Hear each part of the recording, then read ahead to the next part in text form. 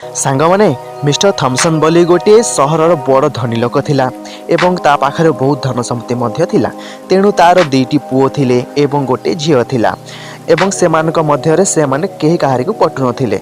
तेणु गोटे दिन ता सानो पुओ रवि को केही जणे ताकू मुंडरे बाड़ी देला। या पर से अचेत हेकी पड़ी गले।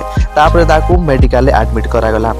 तेणु तार इन्वेस्टिगेशन करिया पई डिटेक्टिव मूल सेटर पहुँचला पर प्रथम से तांको बापा को फोन कले कहले कि तम पुओ जणे हॉस्पिटल अछंती एवं से बहुत सीरियस अछंती। या पर से तांको भाई को फोन कले। भाई मध्य फोन कॉल सुनी कि सेठा को धाई के पळे आसिले। या पर से तांको भौणी को फोन कले।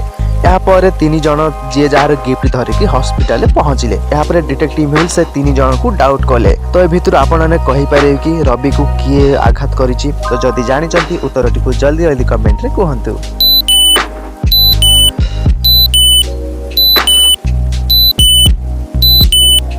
ठीक अच्छे मु उत्तरटा कही दउची एठी तांको बापा ही ए कामटा करिसंती। काइना से मिहुल जतले फोन कले से कहि नांती कि रवि हॉस्पिटल अछंती बोली। तेणु ता बापा केमति जानले कि रवि ही हॉस्पिटल अछि बोली कि।